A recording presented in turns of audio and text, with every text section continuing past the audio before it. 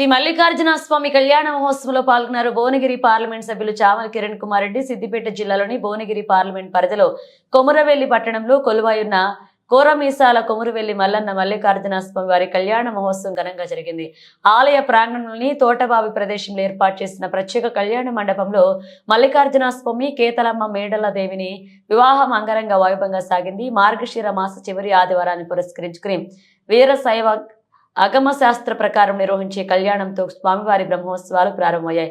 మల్లన్న కళ్యాణానికి స్థానిక ఎంపీ చామల కిరణ్ కుమార్ రెడ్డి, ఎమ్మెల్యేలు పల్లా రాజేశ్వర్ రెడ్డి, సిహెచ్ మల్లారెడ్డి, మాజీ ఎమ్మెల్యే జనగామ డీసీసీ అధ్యక్షులు కొమ్మూరి ప్రతాప్ రెడ్డి, మహిళా సహకార అభివృద్ధి corporation chairman Bandru Shobharani, BC commission member బాలలక్ష్మితో పాటుగా అధికారులు, ప్రముఖులు హాజరయ్యారు. దేవదేవుల కళ్యాణాన్ని తిలకించేందుకు వేలాది మంది భక్తులు తరలివచ్చారు.